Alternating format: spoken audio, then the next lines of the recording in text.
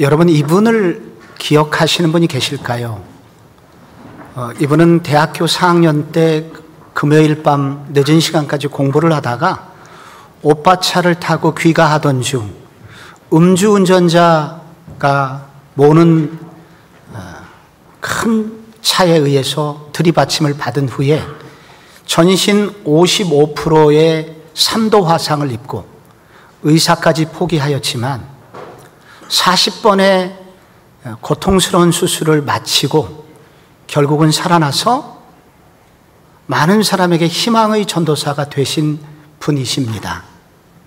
한때 지선아 사랑의 책을 통해서 많은 분들을 울렸던 그런 이지선 자매입니다. 저도 20년 전에 이분의 간증을 직접 듣고 그분의 책에 해바라기로 그림이 그려진 사인을 받은 기억이 납니다. 그 이후에 이분은 어떤 삶을 살았을까요? 미국에 유학을 가게 됩니다. 사회복지학 석사, 박사를 마치고 한국에 돌아왔고 한동대 교수가 되셨습니다. 그리고 올해부터는 자신의 모교인 이화여대에서 학생들을 가르치기 시작하였습니다. 이분은 세상을 밝게 하는 백인에 선정되었고 절망에 빠진 많은 사람들과 단체들의 희망 홍보 대사로 활약하고 있으면서 정말 이 시대의 우리나라에 주신 희망의 아이콘, 희망의 선물 같은 그런 분입니다. 그런데 이분의 책을 읽어보면 이분이 이렇게 절망에서 극한 고통에서 이렇게 희망으로 바뀐 계기가 있습니다. 55% 화상을 입었다는 것은 근육이 다 무너졌다는 것입니다. 그래서 다른 것도 고통스러웠지만은 눈을 감을 수가 없었답니다. 깜빡거릴 수가 없는 거예요. 그래서 24시간 내내 눈을 뜨고 있어야 됩니다. 그런데 가장 어려운 시간이 벌레가 눈에 앉을 때입니다. 목이나 팔이나 다른 오물들이 눈에 들어오려고 할 때 눈을 깜빡거려야 되는데 그러지 못하니까 벌레에게 계속 눈이 씹힘을 당합니다. 그걸 견뎌내야 됐습니다. 너무 고통스러워서 잠을 잘 수가 없었습니다. 그래서 죽고만 싶었는데 엄마의 극진한 보살핌 때문에 엄마 때문이라도 살아야 되겠구나. 그래서 그러려면 어떻게 할 수 있지? 삶의 태도를 바꾸기를 결정합니다. 이분이 사실은 손과 발이 전부 다 화상을 입었기 때문에 어떤 부분은 뼈까지 상하여 절단할 수밖에 없었다고 합니다. 양손을 절단하는 날이 되었습니다. 그런데 바로 수술실에 들어가는 그때 엄마에게 했던 한마디가 그녀의 인생을 바꾸는 계기가 됩니다. 엄마, 조금 덜 자르게 돼서 감사하다. 그치? 이 한마디였습니다. 엄마, 이거밖에 안 자르게 돼서 감사하다. 그치? 그 한마디. 그래서 이 자매는 그날부터 어떻게 하면 감사거리를 찾을 것인가를 힘써서 찾았고 아주 사소한 것, 때로는 말도 안 되는 것까지 감사하기 시작했는데 신기하게도 그 감사의 고백이 자신의 내면에 조금씩 변화가 일어나는 것을 느끼게 만들었답니다. 그리고 나중에는 그 변화 속에서 희망이 생기게 되었습니다. 아, 나도 살만한 가치가 있겠구나 하면서 그는 다시 일어나게 되었고 간증하게 되었고 공부하러 떠나게 되었다는 것입니다. 감사라는 한마디가 왜 이런 힘이 있을까요? 왜 성경은 계속해서 감사하라고 할까요? 그것은 먼저 이 인간의 언어에는 창조의 능력이 있기 때문입니다. 하나님이 아무것도 없는 우주에서 빛이 있으라 말씀으로 우주를 창조하셨습니다. 그 하나님이 인간을 당신의 형상을 따라 만드셨다고 했습니다. 그 말은 우리 속에 하나님의 모습이 있다는 것입니다. 하나님이 말씀으로 무에서 유를 창조한 것처럼 우리 인간의 입에서 나오는 이 말은 창조의 능력이 있습니다. 어마어마한 힘이 있는 것입니다. 그래서 감사를 고백하면 무엇인가 만들어지는 것입니다. 특히 믿는 사람에게 있어서 이 감사의 고백 표현은 곧 기도이기도 합니다. 그래서 날마다 감사하다고 하는 것은 곧 하나님께 기도하는 것이고, 감사의 기도를 하는 사람을 하나님이 내버려 두실 수 없습니다. 하늘의 보좌가 움직이게 되어 감사하는 사람에게 열림의 인생이 되게 된다는 것입니다. 오늘 우리는 시편 147편을 읽었습니다.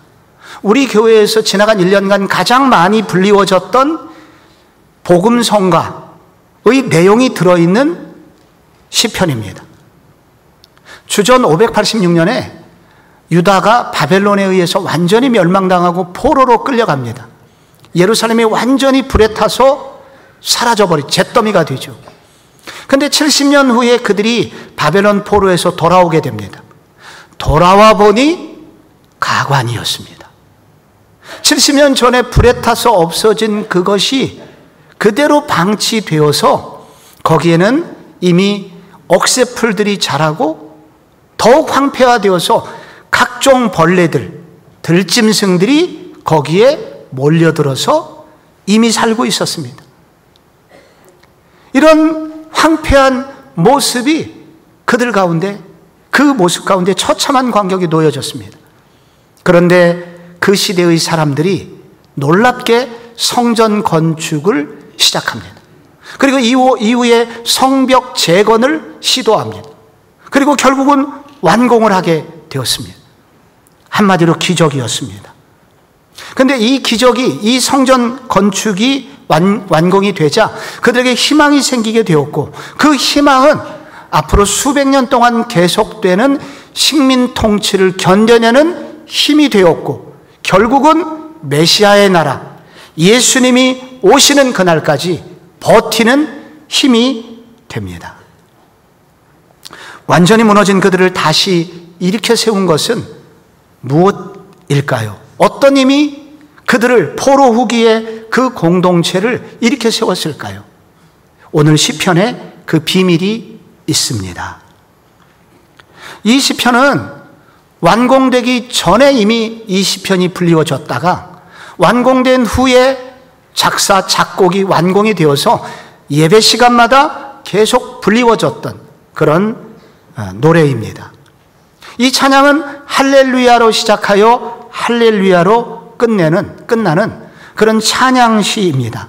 근데 이 찬양시 중에 7절에 보면 감사함으로 여호와께 노래하며 수금으로 하나님께 찬양할지어다, 감사가 나옵니다. 그래서 이 찬양시를 학자들은 감사 찬양시라고 분류를 합니다. 여기 감사의 내용이 가사가 되었고, 그 감사의 내용이 노래가 되었고, 이것이 불리워지자 포로 후기의 이스라엘 공동체 백성들 속에 어떤 영성이 형성이 되게 되었고, 이 영성이 결국 회복과 결국 소망을 결국 가져오게 되었다는 것입니다. 오늘 우리가 이 시편을 오늘 묵상해야 될 이유가 여기 있습니다. 오늘 이 시대가 그렇기 때문입니다. 그리고 우리들도 그렇기 때문입니다. 그리고 우리들은 세워졌다가도 자주 무너지는 사람들이기 때문입니다. 우리를 다시 회복시키고 우리를 다시 세울 수 있는 비밀도 여기 감사의 영성이 묻어있는 시편에 있습니다. 그렇다면 여러분, 이 시편은, 이 공동체는 어떤 감사를 했을까요? 어떤 감사의 내용이 그들을 회복시켰을까요? 먼저 그들의 감사 첫 번째는 때를 따라 말씀을 보내주시는 하나님께 감사했다는 것입니다. 2절 말씀에 익숙한 구절이 나옵니다. 여호와께서 예루살렘을 세우시며 이스라엘의 흩어진 자들을 모으시며 상심한 자들을 고치시며 그들의 상처를 싸매시는도다. 예루살렘을 세우다라는 것은 재건하다는 얘기입니다. 흩어진 자들을 모으다 하는 것은 포로로 끌려갔거나 전쟁통에 어디로 사라진지 모르는 그들이 다시 돌아왔다는 것입니다. 그래서 학자들이 이것을 제2의 출애굽되었다라고 말을 합니다. 여기 상심한 자들이 나오고 상처가 나옵니다. 상심한 자들은 내상을 말합니다. 마음이 깨져서 산산조각이 난 자들, 그래서 내면에 상처가 많은 자들을 의미하고, 그리고 상처를 싸매시도다 하는 것은 붕대를 둘둘 감다는 뜻이니 외상을 말합니다. 이들이 완전히 내상이든 외상이든 상처가 완전히 회복되었고, 예루살렘 공동체가 예전처럼 모든 면에서 회복이 되었다는 것입니다. 그렇다면 이들을 이렇게 회복시킨 것은 무엇일까요? 그것은 우리가 읽지 않은 147편의 뒷부분에 나옵니다. 14절을 보시면 아름다운 말로 너를 배불리시며, 15절 그의 명령을 땅에 보내시니 그의 말씀이 속히 달리는도다. 16절 눈을 양털같이 내리시며 서리를 재같이 흩으시며, 17절 오박을 떡부스러기같이 부리시나니 누가 능히 추위를 감당하리요. 강추위가 이스라엘에게 내립니다. 그런데 18절에 그의 말씀을 보내사 그것들을 녹이시고 바람을 불게 하신즉 물이 흐르는도다. 그가 그의 말씀을 야곱에게 보이시며 그의 율례와 규례를 이스라엘에게 보이시는도다. 말씀이 계속 나오고 있습니다. 아름다운 말씀을 계속 보내주셨다는 겁니다. 그래서 겨울에 내리는 서리, 우박, 눈이 나오는데 이 꽝꽝 얼어붙은 그 대지에 봄바람이 불면 이것이 눈 녹듯이 녹아서 다 시냇물이 되는 것처럼 이 말씀은 얼어붙었던 성도들의 가슴에 보내지자 그 말씀이 놀랍게 불이 되기도 하고 어떤 온기가 되기도 하고 해서 그들을 녹이고, 그래서 그들에게 생명을 주고, 그리고 그들로 하여금 어디든지 흘러가서 일을 하게 하는 물 같은 그런 역사를 일으키는 삶을 살도록, 생동감 있는 삶이 되도록 만들었다는 것입니다. 말씀을 보내주셨다는 거예요. 때를 따라 말씀을 보내주셨다는 거예요. 누가 이런 말씀을 하나님께서 누구를 통해서 이런 말씀을 보내셨을까요? 선지자들입니다. 학개나 스가랴나 말라기나 이런 선지자들을 통해서 그 시대에 때에 맞는 말씀을 보내주셨습니다. 에스라 같은 목회자가 있었습니다.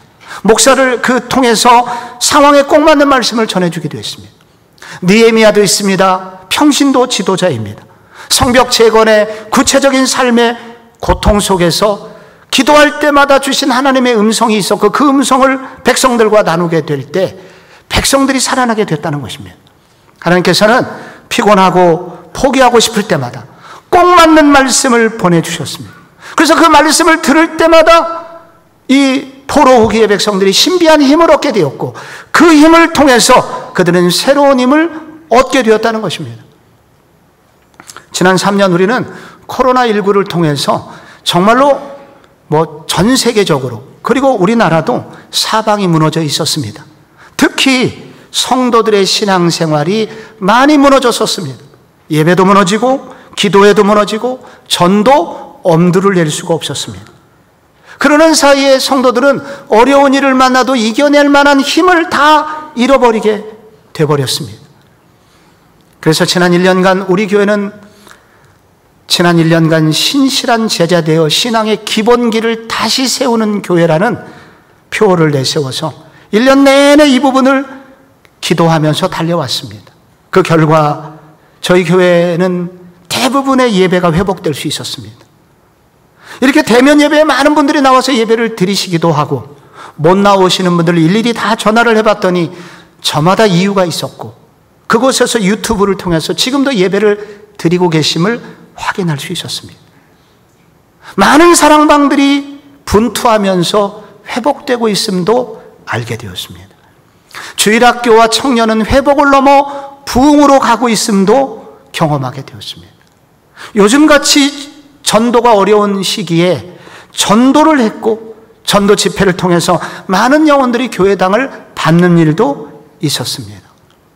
이런 많은 집회와 그리고 이런 예배들을 통해서 느꼈던 것들을 많은 성도들이 제게 소감문, 간증문을 보내주셨는데 이런 것들을 통해서 회복되었다는 고백을 해주셨는데 그분들의 공통된 고백은 하나님은 놀랍게 어떻게 아시고 제게 딱 맞는 말씀을 때에 맞게 꼭 맞는 말씀을 보내주시느냐고 그렇게 말씀해 주셨습니다.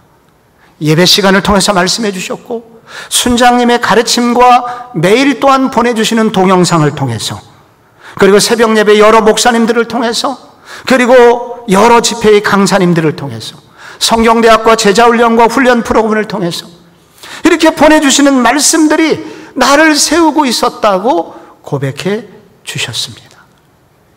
올해 여름에 우리 교회 한 신실한 청년, 대학원생, 누가 봐도 신실해요. 그 청년이 대학원 졸업반을 앞두고 있는데 갑자기 무기력이 찾아왔습니다. 내가 하고 있는 공부가 무슨 의미가 있지? 공부하기가 싫어졌고, 그리고 모든 삶이 귀찮아졌습니다. 원래 이런 자매가 아니라 모든 면에서 열정적인 자매였었는데 완전히 갑자기 찾아온 무기력에 의해서 정말은 중요한 시기에 낭패를 보게 된 상황이었습니다. 근데 그때 특세가 열리게 됐대요. 특세 첫날 말씀을 듣게 되었습니다. 그때 들었던 말씀이 사무엘상 2장인데, 하나님은 죽이기도 하시고 살리기도 하시고 서울에 내리기도 하시고 거기서 올리기도 하시는도다. 시험의 합격 여부는 주님께 달려있지, 나는 그저 최선을 다할 뿐이야 하면서 부담감을 내려놓는 은혜부터 시작해서 그녀에게 있어서 특제는 날마다 새로운 말씀으로 채워짐을 가능하게 했다고 합니다. 4일째 되는 날 하나님 앞에서 춤을 추는 다윗을 보면서, 그렇게 춤추며 예배한 다윗이 그 다음 장에서 어디를 가든지 이기게 하시는 하나님의 은혜를 경험하는 그 내용의 말씀을 들으면서, 내가 하나님 앞에서 예배드리는 자가 아니라 사람에게 영광을 구하고 사람들의 눈치를 보는 것이 내 신앙생활이었음을 깨닫고 하나님에게 집중하는 삶이 되기로 결심하고 하나님만을 높이기로 원하는 삶을 갖기를 결단하자, 이 자매에게 신기하게 힘이 생기기 시작했습니다. 다시 하고 싶은 의욕도 생겼고 공부해야 될 의욕도 생겼고, 그래서 특세를 마치고 난 이후에 이 자매는 이전보다도 더 풀어져서 지금 마지막 학기를 힘있게 달려가고 있는 중입니다. 무엇이 그녀를 변화시켰는가? 그 청년을 변화시켰는가? 때에 맞는 말씀이었습니다. 여러분, 이런 말씀이 우리의 삶에 있었지 않습니까? 지나간 1년간 우리가 쓰러지고 넘어지려고 할 때마다 하나님이 보내주신 말씀이 있었지 않습니까? 하나님이 여러분에게는 어떤 말씀으로 다가가셨습니까? 근데 그런 말씀들이 모두 다 우리를 일으킬 수 있는 이유가 있다면 그것은 사람의 말이 아니라 하나님의 말씀이기 때문입니다. 살아계신 하나님의 말씀을 들으면 다 살아나게 되어 있는 것입니다. 이 말씀이 그들에게 부어졌을 때 그들이 일어나게 되었고 그것이 회복을 가능하게 했던 것입니다. 오늘도 마찬가지, 지나간 1년 우리를 회복시킨 힘은 하나님이 보내주신 말씀이었습니다. 그러므로 이 성경은 우리에게 도전합니다. 그 말씀 듣기를 더 사모해라. 그리고 앞으로도 그 말씀이 내 삶을 이끄실 것을 기대하라. 말씀을 사모하라고 오늘 성경은 도전하고 있는 것입니다. 이 유다가, 무너진 유다가 온전히 회복된 또 하나의 이유가 있습니다. 그것은 우리의 삶을 별과 같이 아름답게 만들어 가시는 하나님이 계시고 그 하나님 앞에 감사할 때 그들은 회복을 계속 경험하게 되었다는 것입니다. 4절에 보면 그가 별들의 수요를 세시고 그것들을 다 그 이름대로 부르시는도다, 그렇게 고백을 합니다. 별들의 수를 세다라는 이 동사는 결정하다라는 단어입니다. 그러니까 하늘에 별이 몇 개 있을지를 하나님이 결정하셨다는 겁니다. 창조하셨다는 거죠. 그리고 그 수많은 별들에게 이름을 부르셨다. 이름대로 부르셨다는 것은 이름을 붙이셨다는 말이 되고, 그리고 이름을 지었다는 말이 됩니다. 이름을 지으셨고 이름을 불러주셨습니다. 그런데 여러분, 사실 이게 별 이야기를 하려고 하셨겠습니까? 사실은 이게 별 얘기를 하려는 게 아닙니다. 하나님의 사람들의 얘기를 하려고 했던 것입니다. 창세기 15장 5절에 그렇게 말씀하셨잖아요. 아브라함을 이끌고 밖으로 나가서 이르시되 하늘을 우러러 뭇별을 셀 수 있나 보라. 아, 못 세겠는데요, 하나님? 그래, 보라. 내가 내 자손을 이와 같이 많게 할 것이다. 그래서 하늘의 무수한 별들을 지으시고 그 이름을 지으시고 이름을 부르셨다는 것은 바로 아브라함의 자손들을 말하는 것입니다. 아브라함의 자손들을 지으셨고 그들을 부르셨고 그리고 그들과 함께 당신의 일을 시행해 나가심을 의미하고 있는 것입니다. 이름을 부르면 어떻게 됩니까? 이름을 부른다는 것은 무슨 뜻입니까? 우선 그를 알아야 됩니다. 그리고 이름을 부르려면 그에게 관심이 있어야 됩니다. 그리고 이름을 부른다는 것은 이스라엘에서 특별히 나와 함께 일하자는 뜻입니다. 그래서 하나님께서 우리의 이름을 알고 계시고 우리의 이름을 불러주고 계신다는 것은 이스라엘 백성들에게 있어서는 그들의 삶을 알고 계시고 그들을 알고 계시고 그들을 향한 특별한 계획이 있다는 것을 알려주신다는 것입니다. 그때 그들은 시들었던 꽃이 마치 그 국화꽃, 메마른 국화꽃이 바싹 마른 국화차가 그 뜨거운 물속에 들어갔을 때 확 피어나는 것처럼 이 이스라엘의 그 구겨져고 상처받고 작아졌던 그들이 하나님께서 그들의 이름을 불러주시는 순간 그들이 확 펴지면서 의미 있는 인생으로 거듭나게 되었다는 것입니다. 아담이 에덴 동산에서 했던 일이 그런 일이었습니다. 동물들의 이름을 불러주었습니다. 그 이전까지 동물들은 형체에 지나지 않았었습니다. 아담이 어떤 형체를 향하여 코끼리라고 이름을 붙여주었을 때 그는 코끼리의 정체성을 가지게 되었습니다. 기린을 향하여 오늘부터 너는 기린이야 라고 이름을 불러주었을 때 그날부터 기린은 기린의 정체성을 가지게 되었습니다. 시인 김춘수가 우리에게 그런 뜻을 잘 묘사했던 것처럼 내가 그의 이름을 불러주기 전에는 그는 하나의 몸짓에 지나지 않았다. 내가 그의 이름을 불러주었을 때 그는 나에게로 와서 꽃이 되었다 라고 말했던 것처럼 하나님께서는 이스라엘 백성들 한 사람 한 사람의 이름을 불러주십니다. 이름을 불러주셨다는 것은 그들을 알고 계시고 그들에게 관심이 있으시고 그들을 보다 더 가치 있고 의미 있는 삶이 되게 하시는 그런 일을 하나님은 하고 계셨다는 것입니다. 베드로가 그렇습니다.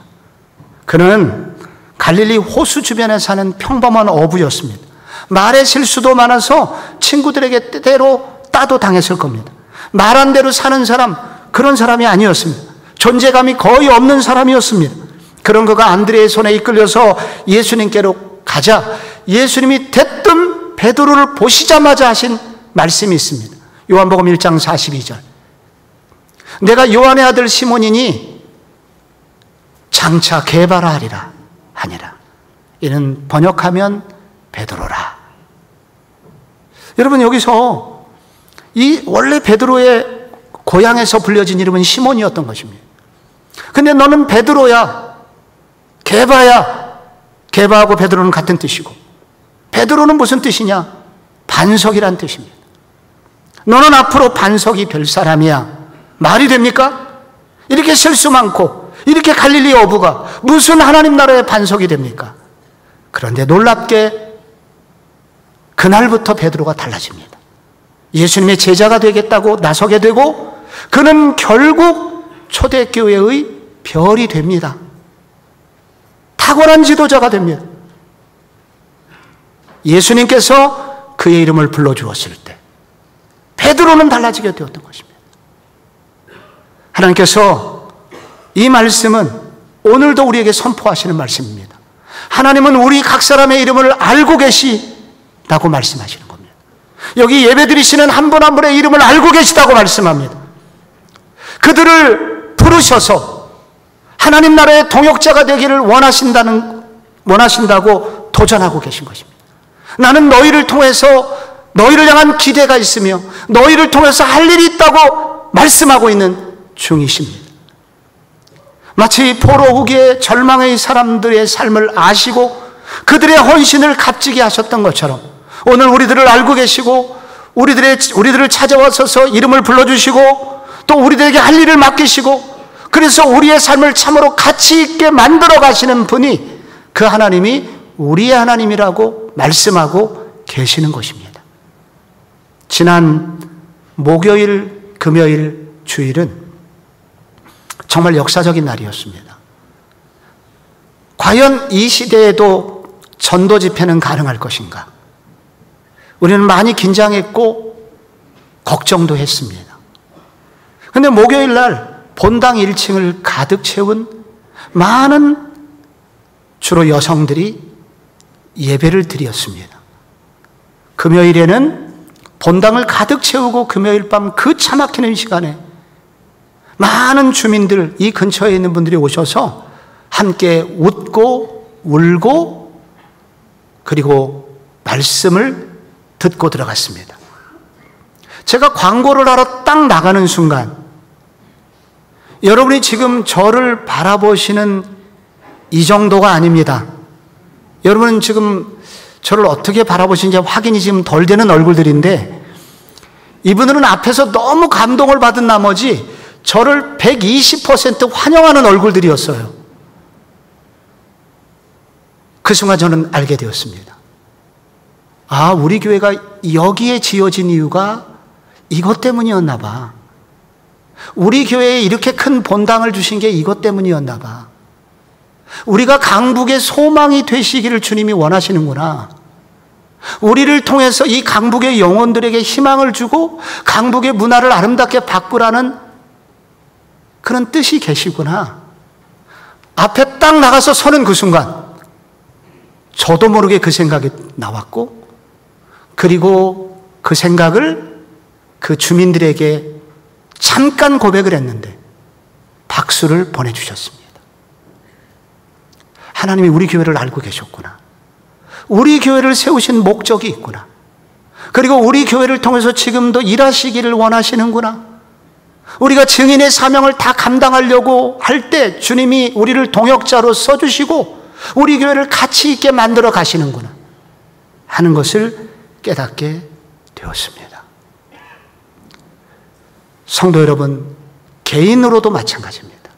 하나님 오늘도 우리를 알고 계시고 우리의 이름을 부르고 계시고 당신의 동역자로 써주신다고 말씀하시고 증인의 삶을 다하라고 말씀하시고 그런 일들을 순종하며 나갈 때 우리의 삶은 세상에서 찾을 수 없는 아름다운 가치 있는 인생이 되도록 만들어 가고 계시는 중이라는 것을 알려주고 계신 것입니다. 그런 것을 알고 감사의 고백을 할 때 우리의 삶은 이전과 다른 삶을 살게 된다고 말씀하십니다. 마지막으로 그들이 회복된 이유는 뭘까요? 그들의 작은 신음소리까지도 들으시고 응답하시는 하나님 때문이며 그 하나님께 감사하라는 것입니다. 우리는 많이 불렀던 가사가 나옵니다. 8절에 그가 구름으로 하늘을 덮으시며 땅을 위하여 비를 준비하시며 여기까지 우리는 많이 불렀습니다. 많은 이 복음성을 불렀죠. 구름을 덮으시고 구름으로 하늘을 덮으시고 땅을 위하여 비를 준비하십니다. 우주를 움직이신다는 겁니다. 근데 왜 그렇게 하시냐? 그 다음에 그 이유가 나옵니다. 산에 풀이 자라게 하시며 들짐승과 우는 까마귀 새끼에게 먹을 것을 주시는도다. 여기 산의 풀이라고 하는 것은 아침에 났다가 저녁에 사라지는 하루살이 풀꽃입니다. 그리고 여기 짐승은, 들짐승은 사람의 관심에서 사라진 존재들이고 여기 우는 까마귀 새끼가 나오는데 여기 까마귀는 가장 부정한 동물입니다. 그래서 이스라엘 사람들은 그 까마귀를 새로 여기지 않습니다. 그래서 아침에 까마귀를 만나면 재수 없는 하루가 된다고 그들은 생각합니다. 그런데 여호와께서 하신 일이 있습니다. 구름으로 하늘을 덮으시고 비를 내리시는 이유가 아침에 피었다가 저녁에 지는 풀꽃을 위하여 그 일을 하시며 그리고 까마귀와 같은 존재들을 먹이시기 위해서 그런 일을 하신다는 것입니다. 그런데 여러분 지금 이 까마귀가 무엇을 하고 있다고 성경에 기록이 되어 있습니까? 우는 까마귀. 까마귀가 울고 있습니다. 왜 울겠습니까? 배가 고파서 웁니다. 까마귀가 깍깍거리면서 그 작은 입을 벌리면서 내가 지금 춥습니다. 혹은 목이 마릅니다. 내가 배가 고픕니다. 근데 이런 우는 까마귀를 먹이시기 위하여 하나님은 우주를 움직이고 계시다는 것입니다. 근데 이게 까마귀 얘기겠습니까? 우리들 이야기입니다. 우는 까마귀 같은 우리들, 까마귀처럼 소외되고 까마귀처럼 많은 사람들 사이에 끼지 못하고 까마귀처럼 어떤 때 어떤 큰 어려움을 만나서 많은 사람에게 지탄의 대상이 되기도 하는, 그래서 초라한 삶을 살고 있는 그런 까마귀 같은 인생들을 향한 말씀이며, 그런 까마귀 같은 인생들이 하늘을 향하여 신음소리를 낼 때 하나님은 들으시고 구름도 움직이시고 비도 내려주시는 하나님이시라는 겁니다. 마가복음 5장에 그런 여자가 나옵니다. 12회를 혈류증으로 앓았고 피가 멈추지를 않는 것입니다. 이스라엘에서 피가 멈추지 않으면, 계속 피가 나오면 부정한 여인으로 여겨져서 그는 공동체에서 격리 생활을 해야만 합니다. 사람들에게 가까이 오면 안 돼요. 의사들에게 돈을 다 탕진했지만은 고쳐지지가 않았습니다. 그래서 그는 예수님 오신다는 소문을 듣고 예수님을 만나고는 싶은데 그들에게 나타날 수 없어서 뒷공무니를 따라갑니다. 그리고 예수님의 뒤로 가서 옷자락을 만지게 되죠. 근데 놀랍게 그 순간 혈루의 근원이 마르면서 그녀가 완전히 치유가 됩니다. 예수님이 갑자기 가던 걸음을 멈추고 뒤돌아섭니다. 누가 나를 만졌느냐? 제자들이 말합니다. 예수님 지금 이렇게 인산인해 아닙니까? 밀치고 떠밀리고 하는 상황에서 누가 예수님을 만지다니요? 그럴 수도 있고 아닐 수도 있죠. 예수님 너무 예민하시네. 예수님 말씀하십니다. 누가 내 몸에 손을 대었느냐? 그리고 한 여인이 결국 나타나게 됩니다. 예수님은 그 수많은 군종 속에서 이 까마귀와 같은 심정을 가지고 울부짖는 한 여인의 기도 소리를 듣고 계셨다는 것입니다. 그의 터치를 느끼고 계셨다는 것입니다. 아무리 사람이 많아도 절박한 마음으로 까마귀처럼 울고 있는 성도들의 눈물과 아픔과 신음소리까지도 헤아리고 계시는 분이시라는 겁니다. 이런 하나님이 이스라엘 백성들의 신음소리를 들어주셨고 그들의 간구하는 음성을 들으셨고 때에 맞게 응답해 주셨기 때문에 그들은 온전히 회복될 수 있었던 것입니다. 지난 목요일 정선희 집사 목요일 오전에 와서 간증을 했을 때 대부분의 분들이 울고 돌아가셨습니다. 그런데 그들이 울고 그리고 어떤 분이 회복도 되고 돌아가시는 그 간증의 정점에 자신의 남편의 스스로 목숨을 끊으신 이야기가 나옵니다. 5개월 열애 끝에 묻지도 않고 결혼을 했는데 결혼한 지 10달 만에 남편이 세상을 떠나게 됩니다. 그런데 나중에 밝혀진 바에 따르면 무리한 사업 확장으로 사채를 썼고 그 사채업자들에게 시달리다 못해 결국은 죽음을 선택한 것인데 사람들은 모두 다 정선이 잘못이라고 비난하기 시작했고 방송국은 불똥이 튈까 봐 정선혜를 외면했고 그리고 방송국에 있는 친구들조차도 자기에게 화가 미칠 것이 두려워서 연락도 끊었다고 합니다. 그는 갑자기 외톨이가 되었고 갑자기 그는 까마귀가 되었습니다. 하나님도 원망했습니다. 신앙심도 다 사라졌습니다. 그래서 수면제를 몰래 모아가지고 죽으려고 준비를 하고 있었습니다. 기자들이 집 앞에 진을 치고 있어서 몇 개월 동안 밖에 나가지도 못했습니다. 그러던 어느 날 거울 앞에 비친 자신의 얼굴을 보다가 살인마의 얼굴이 광기가 얼굴에서 비쳤다고 합니다. 그 순간 내가 잘못 가고 있구나 하는 것을 깨닫고 화장실 변기통을 붙들고 그는 외마디 이런 외침을 하나님께 했다고 합니다. 하나님, 저 좀 살려주세요. 제가 무서워요. 그녀는 고백하기를 내 평생 처음으로 드리는 진실된 기도였다. 그동안의 기도를 안 했던 것은 아닌데 그동안은 다 거래적 기도였어요. 내가 이렇게 잘하면 하나님이 나한테 복을 주실 수밖에 없을 거야. 근데 처음으로 이 모든 거래와 그리고 상업적 관계를 청산하고 하나님 앞에서 진실된 벌거벗은 모습으로 하나님께 외쳤다고 합니다. 하나님, 도와주세요. 근데 신기한 일이 생겼습니다. 그때 하나님의 음성이 들렸다고 합니다. 내가 너와 함께하마. 내가 너와 함께 할 수 있도록 문을 조금만 열어줘. 그 말씀이 들렸습니다. 그런데 정말 신기하게도 그 음성을 듣고 난 바로 다음 순간부터는 이상하게도 모든 일이 덜 피곤했습니다. 피곤함이 없어졌고 그동안 울지 않았던 눈물이 나게 되었고 그리고 신비한 힘도 생기게 되었습니다. 그리고 심지어 악플을 읽을 수 있게 되었고 악플에 댓글을 달 수 있게 되었다고 합니다. 죽어라 라는 악플이 나오면 못 죽어요. 나 이제부터 살기로 결심했거든요. 7개월 만에 라디오 방송국에 복귀를 해서 남편 죽은 지 얼마 되었다가 희덕거리고 있다고 너는 악녀라는 악플을 달았을 때 아니에요. 저도 저녁에 집에 가면 울어요. 답을 달았습니다. 나는 옛날부터 네가 주는 거 없이 밉더라. 아니에요. 아직도 제 매력을 모르셔서 그래요. 그러자 감사가 나왔다고 합니다. 하나님 감사합니다. 저를 통해서 뭐 하실 일이 계시겠죠.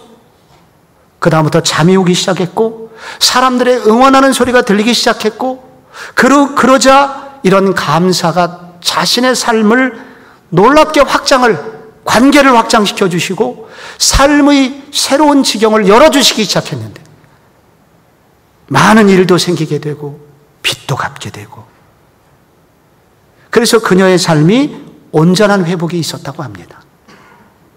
회복의 핵심에는 외마디 외침이었습니다. 하나님, 한 번만 살려주세요. 여러분, 이 까마귀 울음소리를 주님은 들으셨고 이 신음소리를 들으신 주님께서 그에게 이런 회복을 주셨다고 하는 것입니다. 감사는 표현입니다. 감사의 능력은 표현하는 능력입니다. 감사는 속으로 숨겨두는 것이 아닙니다. 표현할 때 놀라운 능력이 나오게 됩니다. 종은 울릴 때 비로소 종이 됩니다.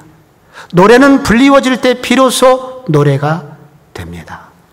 우리가 1년에 한 번씩이라도 이렇게 감사절을 만들어서 이렇게 감사를 고백하도록 하는 이유가 있다면 이런 감사의 표현을 통해서 감사가 얼마나 놀라운 능력을 가지고 있는지를 깨달으라는 것입니다. 그 능력을 체험하라는 것입니다. 그래서 감사의 선순환을 일으켜서 나도 살고 가정도 살리고 이웃도 살리는 가치 있는 인생이 되라는 것입니다. 추수감사절에 여러분의 입술을 통해서 하나님께 감사의 고백이 있으시기를 바랍니다. 하나님을 향하여 지나간 날의 감사를 정리하여 아버지께 감사의 고백이 있는 하루, 그리고 감사의 고백이 있는 한 주가 되므로 우리도 살고 가정도 살리고 이웃도 살리는 모든 성도님들이 되시기를 축원합니다.